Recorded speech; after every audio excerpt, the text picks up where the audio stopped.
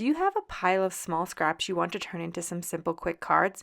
Let's use the new dies from Spellbinders to bust some scraps. Hi, I'm Jess from jesscrafts.com, and I'm going to help you make the most of your crafty supplies and time. So let's get started. Today I have the Spellbinders Color Block Mini Shapes, and these were sent to me in exchange for a product, but not necessarily a video. So clear disclaimer there, but they'll also be in the video description.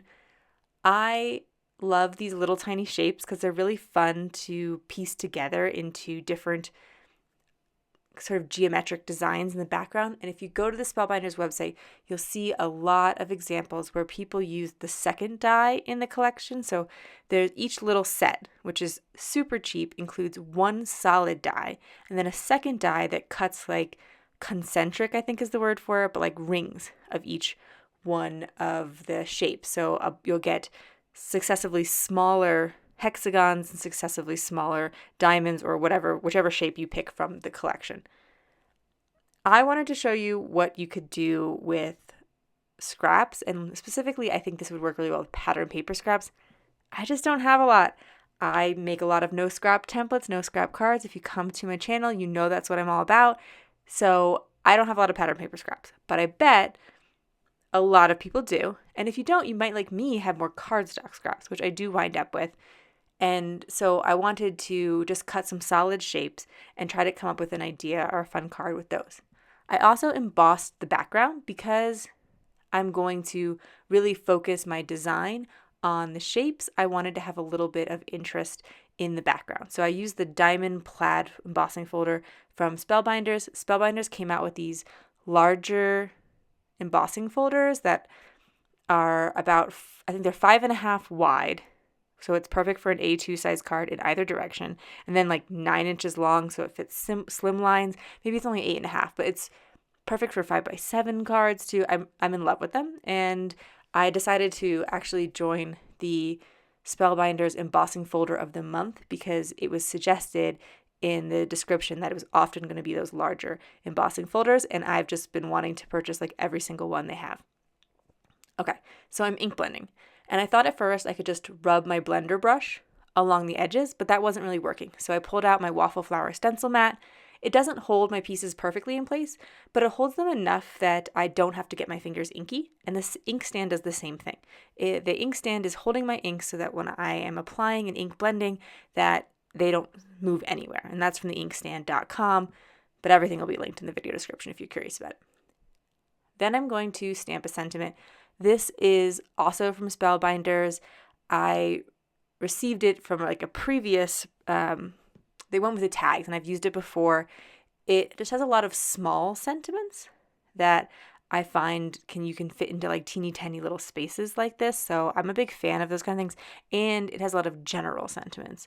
So I will find that I often don't have a lot of space for my sentiment because I'm working with like stamped images or something. And so I have found that to be a pretty good like go-to set for sentiments. And it has a wide variety, but a lot of good like for you, and there's a hello and just more general sentiments. Okay. For the hexagons, I decided to arrange them in a sort of floral pattern with a center blue and then the purple along the outside. It's a little bit unusual because I don't think many purple flowers would have blue centers, but the scraps that I had were these blue and purple, and I thought they would look nice together. And I think that this would look great with any pattern paper you have that has relatively small patterns, and you could keep radiating out. So you could maybe pick a solid cardstock for your center so that you could add your sentiment to it like I did. And then you could make a layer of pattern paper, like leaves or petals from the next set of hexagons. And then you could keep going till you fill the entire card, leaving those little bits of white space in between. And those I just eyeballed. I don't know if they're perfectly even in between each one, but I think I was able to do a fairly good job just by eyeballing it.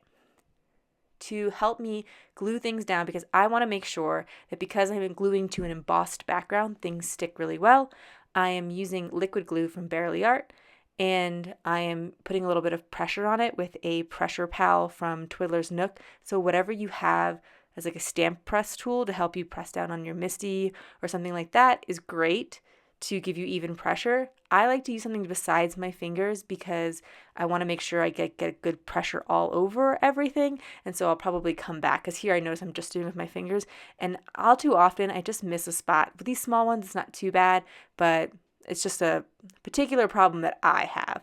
So I like to use a little tool to help me keep things nice and secure when you're on that embossed background. And then when you can, if you're trying to fill a lot of space on the card, it can be nice to trim off the overlapping parts of the shape and then use them somewhere else on the card. But of course, it's pretty simple to cut out as many as you need so that you don't have to worry about reusing those little scraps.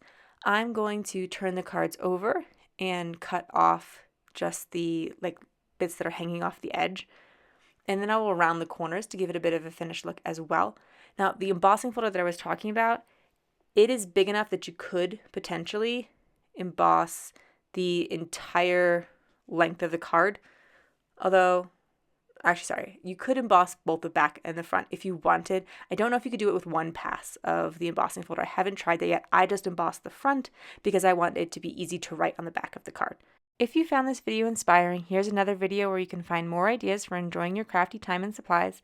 Let me know you like this video with a share to your crafty community. Subscribe and click the bell so you don't miss the next template tutorial, and check the video description for product links. See you in the next video!